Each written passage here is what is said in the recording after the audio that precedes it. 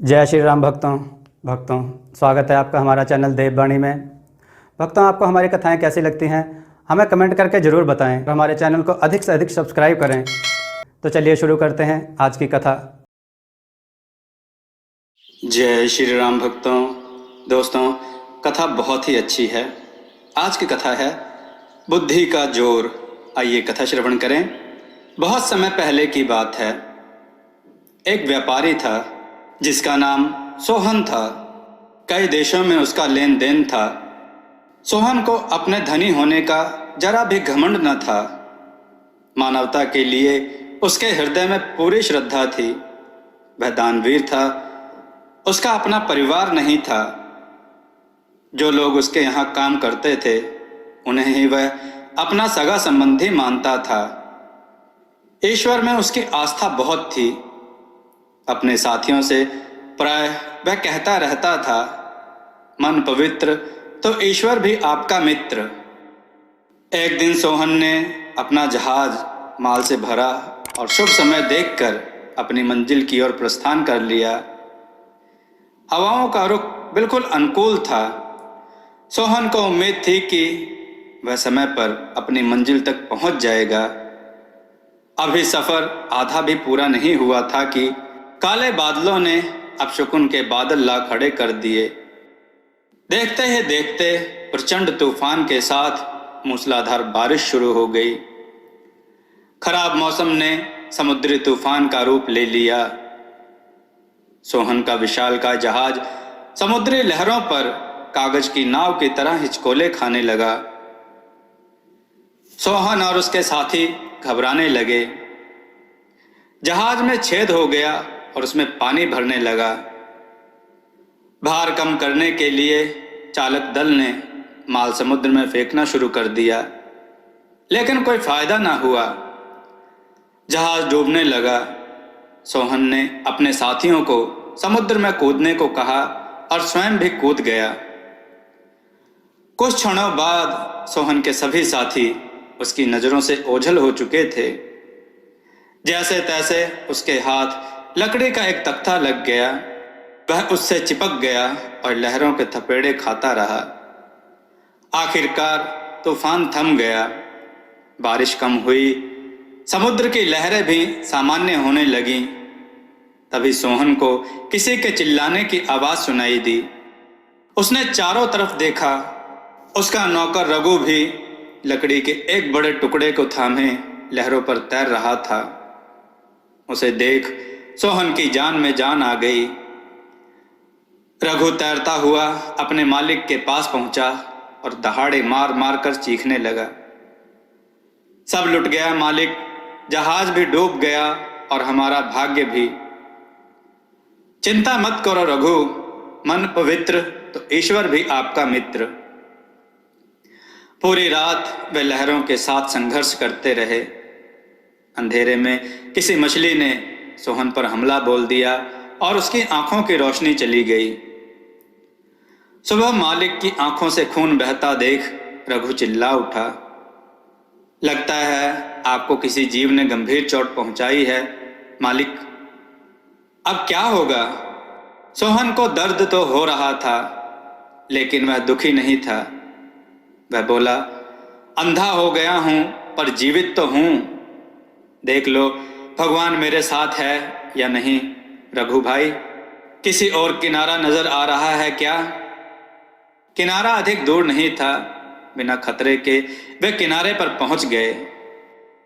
अपनी जेब से हीरे की एक अंगूठी निकालकर सोहन रघु से बोला, ये लो रघु, इस अंगूठी को यहाँ के किसी जौहरी के पास बेच आओ, इसका अच्छा दाम मिल जाएगा। इनमें से कुछ रुपयों से भोजन की व्यवस्था करो और बाकी घर वापस जाने में काम आ जाएंगे। रघु अंगूठी लेकर वहां से निकल लिया। उसे बाजार में बेचकर रघु को काफी रुपए मिल गए। लालच के कारण वह लौटकर गया ही नहीं। बेचारा सोहन भूखा प्यासा बैठा रघु की प्रतीक्षा कर रहा था, पर वह नहीं आया। सौभाग्यवश वहीं से गुजर रहे एक सज्जन पुरुष ने देखा कि एक नेत्रहीन व्यक्ति यहाँ बैठा है। बदहाल हो चुके सोहन को वह राजा के पास ले गया। राजा ने उसकी त्रासदी को सुना और दुख प्रकट किया। दयालु राजा ने उसे महल में रहने के लिए आमंत्रित किया। कुछ देर सोचकर सोहन राजा से बोला, हे राजन, आपके इस प्रस्ताव के लिए मैं आपको धन्यवाद देता हूं, लेकिन मैं यहां हमेशा अतिथि बनकर नहीं रह सकता। मैं चाहता हूं कि आप सलाहकार के रूप में मेरी सेवाएं लें। आपके सभी महत्वपूर्ण विषयों पर मैं उचित परामर्श दे पाऊंगा। सोहन के बड़प्पन और आत्मविश्वास से राजा काफी प्रभावित हुआ। उस दिन से सोहन राजा के मंत्रिमंडल में शामिल हो गया। कुछ महीने बाद किसी दूर देश से हीरों का एक व्यापारी राजा के महल में आया। उसके दिखाए आभूषणों में रानी को एक हीरे की अंगूठी पसंद आ गई और राजा ने सोहन से सलाह लिए बिना अंगूठी खरीद ली।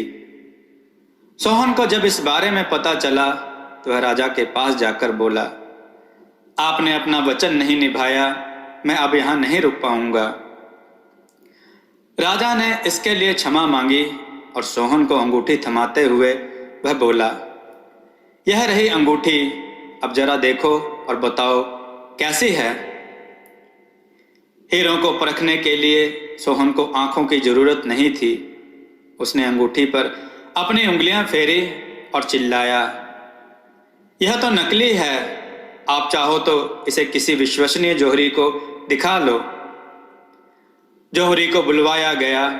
उसने भी अंगूठी और उस पर लगे हीरे देखे और बताया कि इनका कोई मोल नहीं, ये तो पत्थर हैं। सोहन को धन्यवाद देते हुए राजा बोला, आज के बाद मुझसे ऐसी गलती नहीं होगी, मैं तुमसे सलाह लेना कभी नहीं भूलूंगा। कुछ दिनों के बाद एक युवक को दरबार में पेश किया गया। लंबा चौड़ा शरीर, हष्ट पुष्ट पहलवान और योद्धाओं जैसी उसकी चाल थी। कौन हो तुम और क्या चाहते हो? राजा ने पूछा। मेरा नाम उग्र है, मैं आपके सबसे बड़े शत्रु राजा विशंभर के राज्य से आया हूं। मैंने विशंभर की सेना प्रमुख के पद पर 10 वर्षों तक काम किया। फिर एक दिन मैंने उसके सामने आपकी प्रशंसा करने की गलती कर दी। इस पर क्रोधित होकर विशंभर ने मुझे निकालकर बाहर कर दिया। अब मैं जाता तो कहाँ जाता, इसलिए मैं आपकी शरण में आया हूं। मुझसे क्या चाहते हो? राजा ने पूछा। मैं आप जैसे महान शासक की सेवा करना चाहता हूं, युवक ने कहा। राजा ने सोहन से पूछा, हाँ सोहन, तुम्हारा क्या कहना है? 1 दशक तक राजा विशंभर के यहाँ एक उच्च पद पर काम करने के बाद भी अगर यह युवक उसके साथ विश्वासघात कर सकता है तो किसी को भी धोखा दे सकता है। राजा ने उग्र का प्रस्ताव अस्वीकार करके उसे विदा कर दिया। सुबह होते ही राजा ने सोहन को बुलावा भेजा। मित्र, मैं किन शब्दों में आपका धन्यवाद करूं? सोहन को गले लगाकर वह बोला। क्या हुआ महाराज? कल रात सुरक्षा कर्मियों ने मेरे कक्ष में घुस रहे एक व्यक्ति को धर दबोचा। यह व्यक्ति उग्र था। उसने स्वीकार किया कि मेरी हत्या करने के लिए उसे दुष्ट उसके राजा ने ही भेजा था। अच्छा किया जो तुमने इसे यहाँ ना रखने की सलाह दी। इस घटना के बाद राजा सोहन का आभारी हो गया। उसने सोहन को सुविधा संपन्न घर और ढेर सारा धन दिया। अब क्योंकि संचय करना सोहन के व्यवहार में नहीं था, वह सादा जीवन जीता और अपना सारा धन पुण्यार्थ कार्यों में खर्च कर देता। एक दिन सोहन निर्धनों को भोजन करा रहा था, तभी उसे एक परिचित आवाज सुनाई दी। उस व्यक्ति का हाथ पकड़कर वह बोला, रघु तुम? जी मालिक। क्या हुआ तुम्हें? तुम्हारी यह हालत कैसे हुई? अपनी हालत क्या बताऊं मालिक, आज आपको यहाँ देख रहा हूं तो आपके वे शब्द स्मरण हो आए कि मन पवित्र तो ईश्वर भी आपका मित्र। मालिक, आप सच में देवता हो और मुझे देखिए, आपके साथ रहकर भी मैं उन मूल्यों को आत्मसात नहीं कर पाया। मैंने आपको धोखा दिया, तभी मेरा यह हाल है। आपसे क्षमा याचना करने का साहस भी नहीं है। चोरी के आरोप में आप मुझे कालकोठरी में भिजवा दीजिए। रघु, तुम अपने पापों का प्रायश्चित कर चुके हो। सोहन रघु को घर ले गया। उसके हाथ में एक पोटली पकड़ाते हुए वह बोला, ये लो रघु, अपना काम शुरू करो। निष्कपट भाव से खूब परिश्रम करो और मेरे उस बात को हमेशा ध्यान में रखना। रघु विनम्रता से बोला, कभी नहीं भूलूंगा मालिक। सोहन के पांव छूकर वह निकल पड़ा। 2 वर्ष बीत गए। एक दिन सोहन अपने घर में बैठा पूजा पाठ कर रहा था। तभी एक आवाज उसके कानों में गूंजी, मालिक कहाँ हैं आप? देखिए मैं आपके लिए क्या लाया हूं। अरे रघु, तुम कहाँ थे इतने दिन? सोहन हैरान होते हुए बोला, मालिक मैं आपके हर प्रश्न का उत्तर दूंगा, पहले आप लेट जाइए। रघु ने सोहन की आंखों में हरे रंग की एक औषधि की 3-3 बूंदें डाली।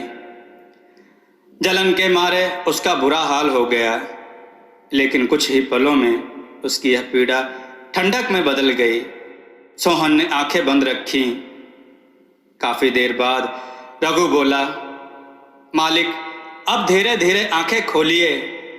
सोहन ने जैसे ही अपनी आंखें खोली, वह चिल्ला उठा। वह रघु को, अपने कक्ष को, अपने घर को, सबको देख पा रहा था। अपनी आंखें मलते हुए वह बोला, मैं सपना तो नहीं देख रहा, मेरी आंखों की रोशनी लौट आई है। कहाँ से लाई ये जादुई औषधि? आपकी दी हुई राशि से मैंने अपना एक छोटा सा व्यापार शुरू किया। एक व्यापारी यात्रा के दौरान मुझे एक सज्जन व्यक्ति मिला जो जड़ी बूटियों से औषधि बनाने में निपुण था। उसके बनाई औषधियाँ कई असाध्य रोगों में कारगर हैं। यह औषधि मैं उसी से लेकर आया हूँ। खुशी के मारे सोहन ने रघु को गले से लगा लिया और आशीर्वाद दिया, ईश्वर सदा तुम्हारे साथ रहे। दोस्तों, आपको यह कथा कैसी लगी? अपने विचार और सुझाव कमेंट में जरूर दें। हमारी कथाओं को लाइक करें, हमारे चैनल को सब्सक्राइब करना न भूलें। हमारी कथाओं को शेयर जरूर करें, जिससे लोगों को अच्छा ज्ञान प्राप्त हो। जय श्री राम भक्तों।